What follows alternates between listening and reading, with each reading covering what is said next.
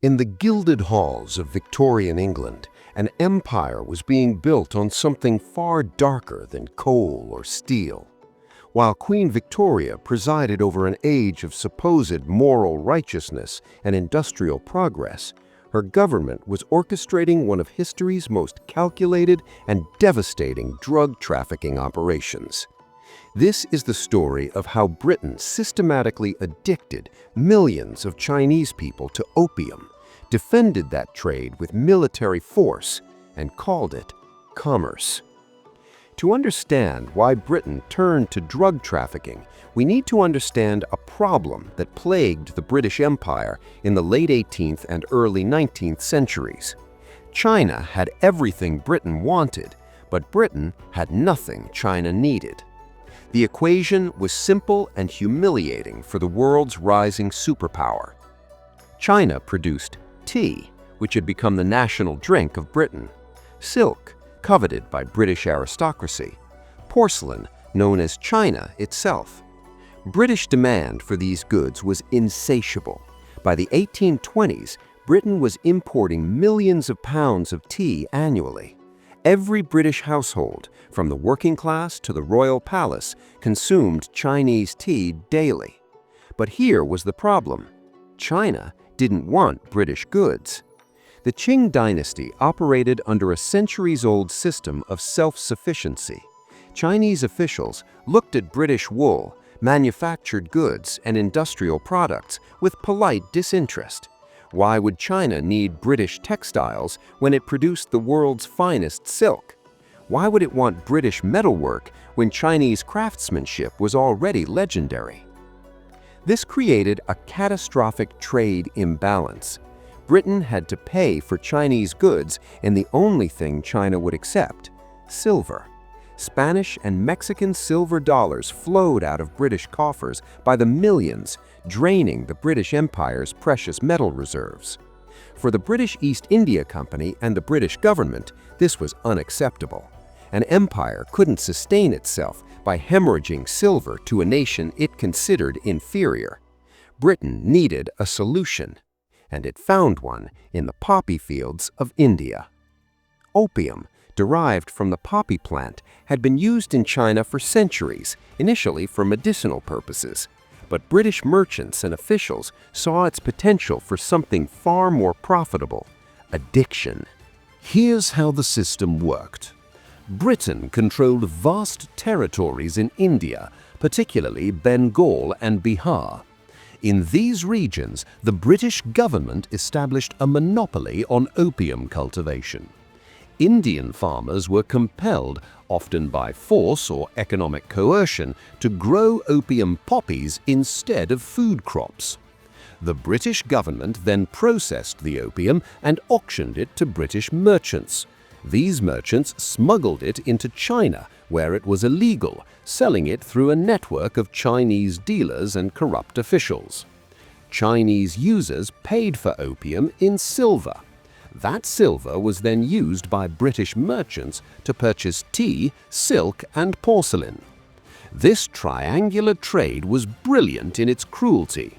It solved Britain's trade deficit, it generated massive revenue that funded the administration of British India, and it turned China into a captive market, addicted and desperate. By the 1830s, opium had become Britain's most profitable export to China. The trade was generating roughly £3 million annually for the British government, an astronomical sum equivalent to hundreds of millions of pounds today. Now here's the critical detail that cannot be overlooked. Opium was illegal in China.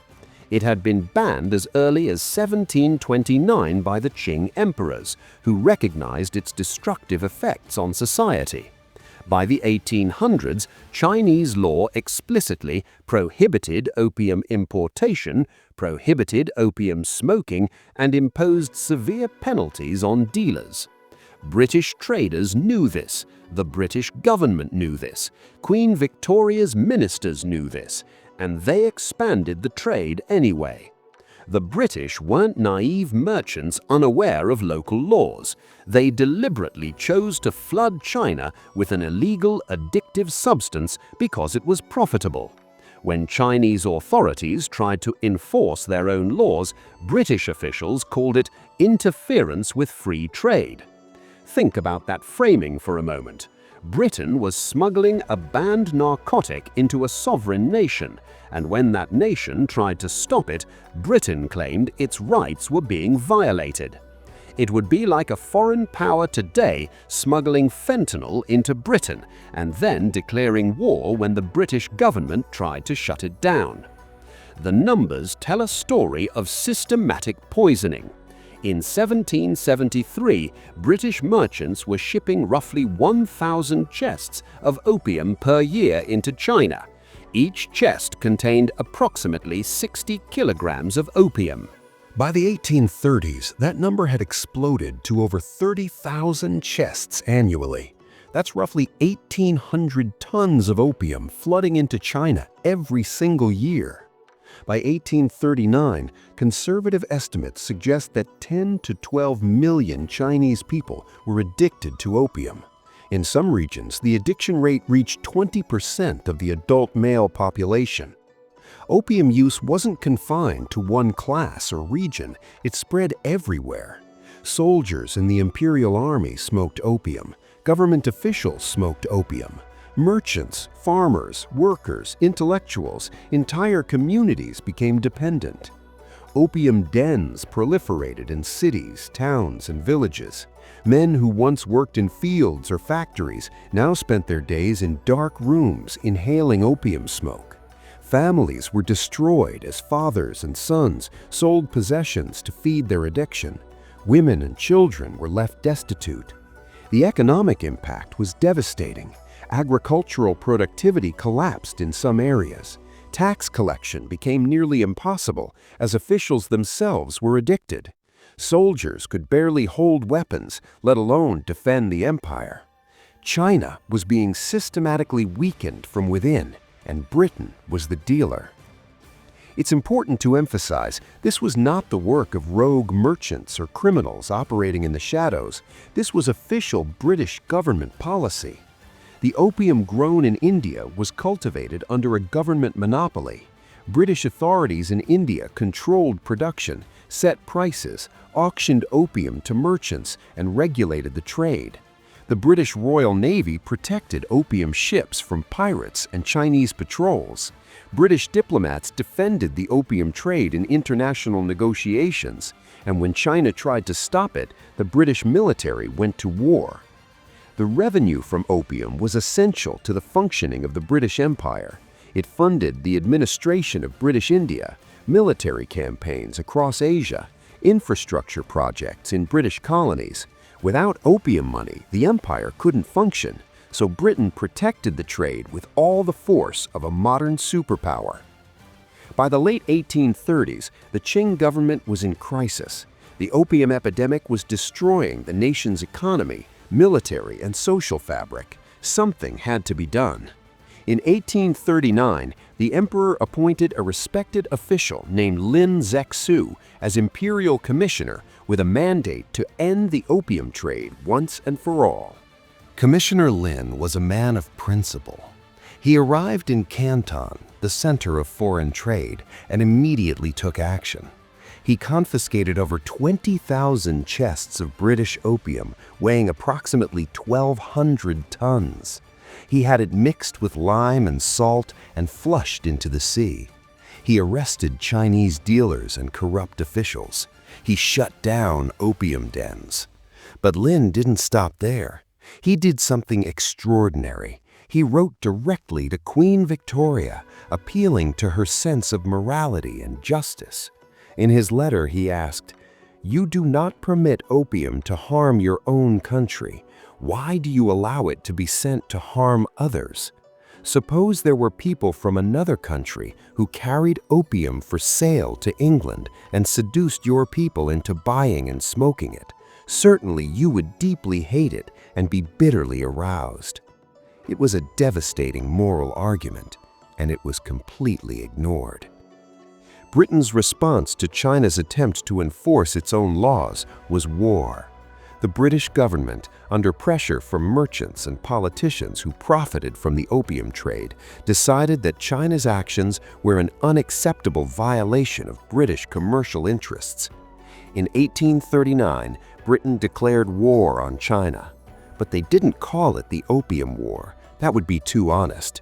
Instead, British officials framed it as a war to protect free trade and British honor. The First Opium War lasted from 1839 to 1842, and it was a brutal mismatch. Chinese military still relied on outdated weapons and tactics. Britain brought steam-powered warships, modern artillery, and disciplined infantry.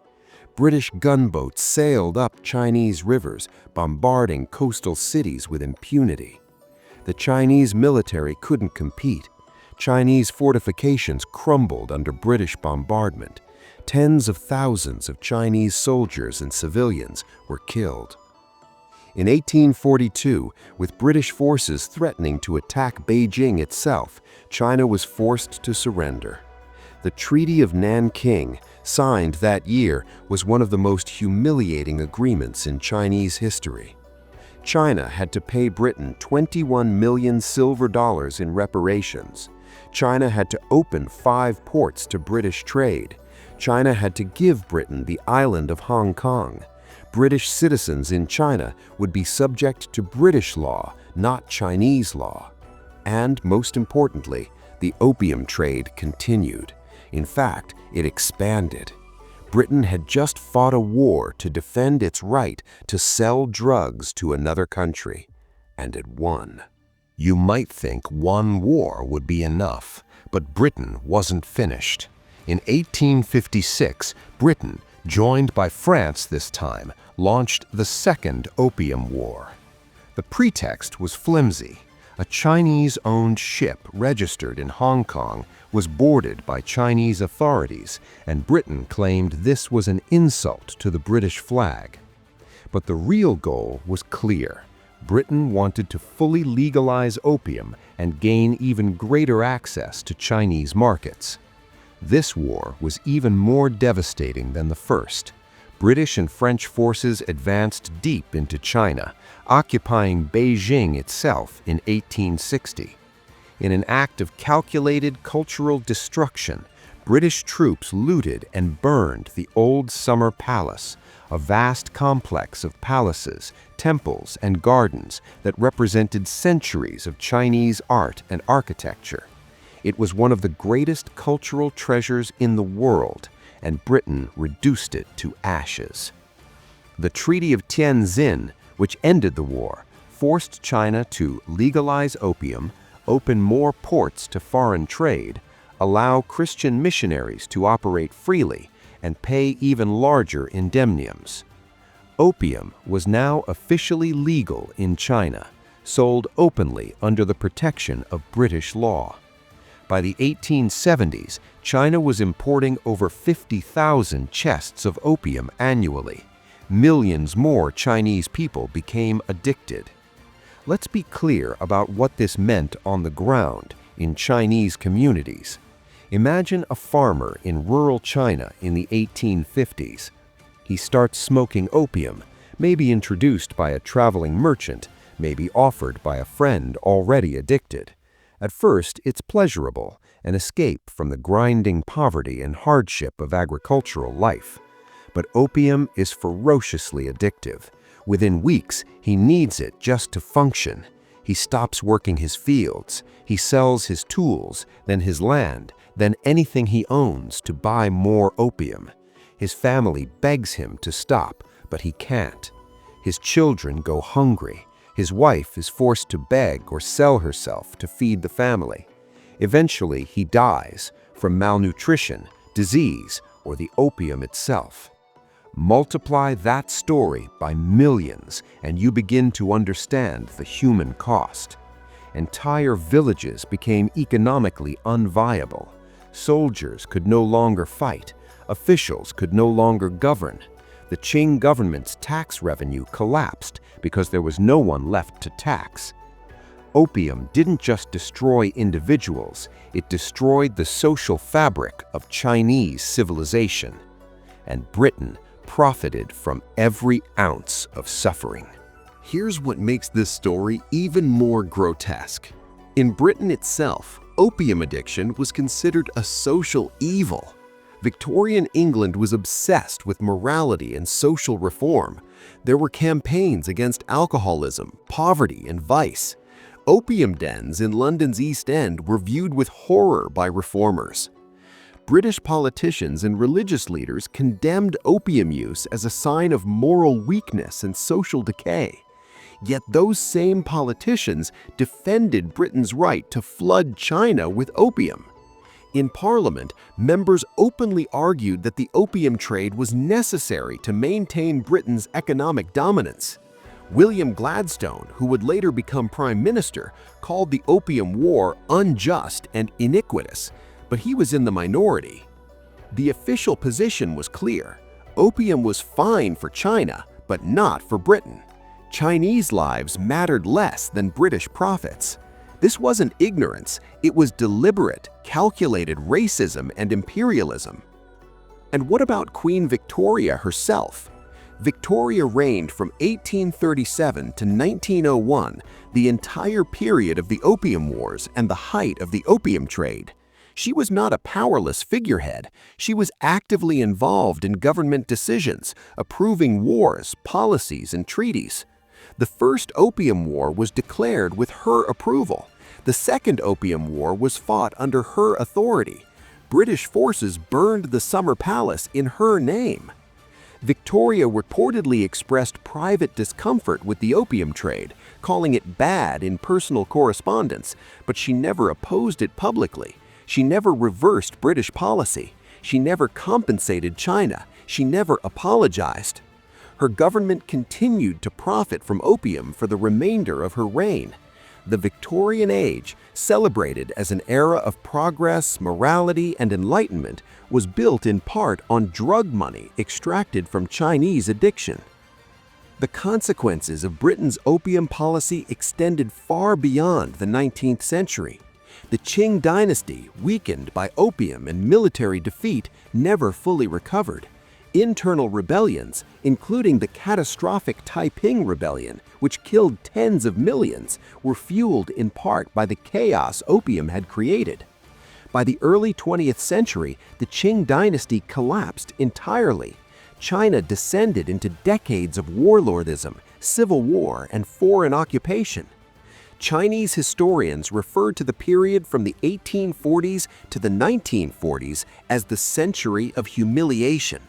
The Opium Wars are seen as the beginning of that humiliation, the moment when foreign powers proved they could invade China, dictate its laws, and exploit its people with impunity. This history still shapes Chinese national consciousness today. When Chinese leaders talk about sovereignty, territorial integrity, and resisting foreign interference, they are speaking directly to the trauma of the Opium Wars. Britain's opium policy didn't just harm China in the 19th century, it fundamentally altered the course of Chinese history.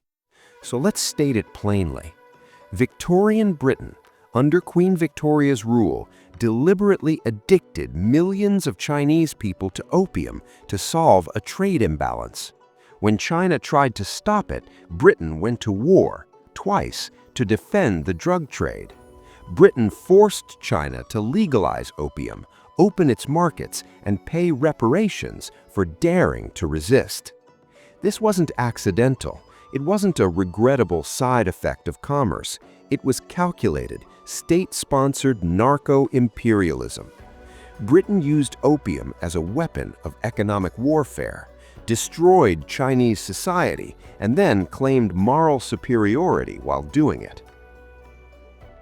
The next time you hear about the British Empire's civilizing mission or the glory of the Victorian age, remember this: that empire was built in significant part on turning an entire nation into addicts.